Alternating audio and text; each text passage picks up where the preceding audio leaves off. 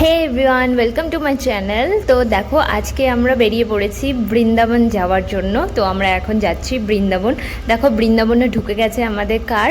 তো এই যে পুরো শহরটা দেখো, এখান থেকে জাস্ট একটুখানি দূরেই আর বৃন্দাবন মন্দিরটা। তো ঢুকে গেছি আমরা প্রায় মন্দিরের চত্বরে। গাড়ি বৃন্দাবনে এন্ট্রি করতেই একটা আলাদা ভাইব ফিল হচ্ছিল। দেখো, মানে একটা অন্যরকম ফিল আসছিল নিজের মন থেকেই, জানি না কেন।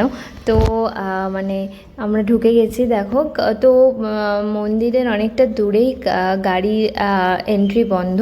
তো মোটামুটি আমাদের যে দাদা ছিল গাড়ির, সে একটু ওখানে চেনা পরিচিত, তো ও একটু ম্যানেজ করে আর কি পুরো প্রেম মন্দিরের সামনেই আমাদের নামিয়ে দিয়েছে। তো দেখো, আমরা প্রথমেই চলে এসেছি প্রেম মন্দির। ওই যে দেখতেই পাচ্ছ বাইরে থেকে, এটা হচ্ছে প্রেম মন্দির। দেখো গেটটা দেখো, বাইরে বীভৎস গরম, 49 ডিগ্রি টেম্পারেচার। এই গরমেও এত ভিড়, তাহলে বুঝতে পারছো সবার ক্রেজ কেমন।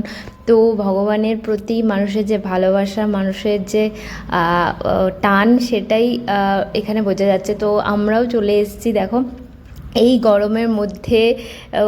কি গরম, মানে সবাই মানে দাঁড়াতে পারছে না এখানে, কিন্তু ভেতরে এখানটায় প্রচণ্ড হাওয়া, তো অতটাও প্রবলেম হচ্ছিল না। মানে রোদটা ছিল, কিন্তু হাওয়ার জন্য অতটাও গরমটা ফিল হচ্ছিল না। ভাবি, মুখ থেকে ফোনটা একটু নামাও।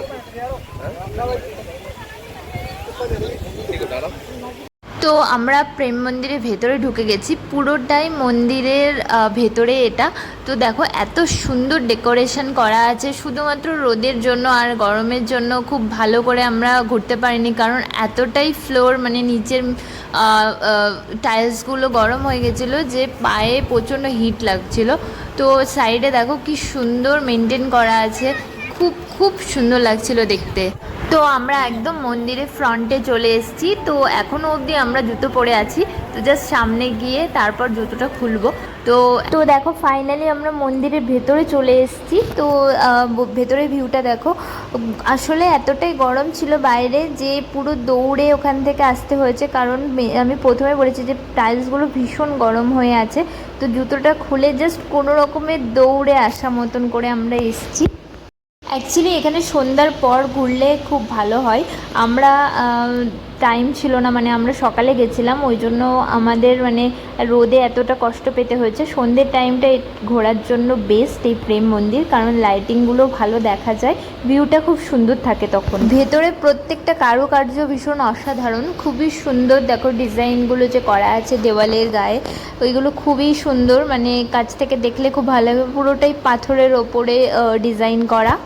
আর এখানে দেখো মেইন যে মূর্তিটা রাধাকৃষ্ণের, ওটাও আছে। আর এই যে দেওয়ালের গায়ে পাথর কেটে কেটে এরকমভাবে পুরো ডিজাইনগুলো করা, সাদা রঙের, দেখতে মানে খুবই সুন্দর লাগে। লাইটগুলো পড়ছে, তো আরোই ভালো লাগছে দেখতে।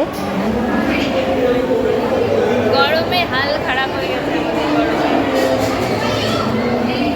রাধে রাধে, রাধে রাধে।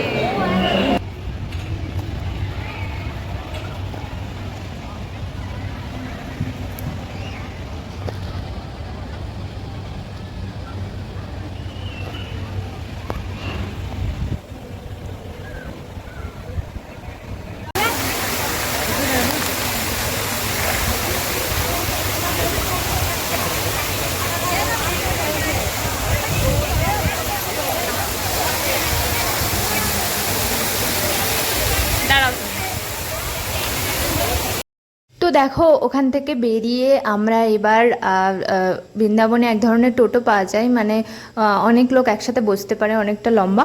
তো ওই টোটোতে আমরা বসে গেছি। তো এবার আমরা বাঁকে বিহারী লালের দর্শনে যাচ্ছি। মানে বৃন্দাবনে যে মেইন মন্দির, মানে যেখানে পুজো হয়, সেটা হচ্ছে বাঁকে বিহারী লাল। তো ওই টোটো ধরে আমরা প্রেম মন্দির থেকে এবার বাঁকে বিহারীর দিকে যাচ্ছি।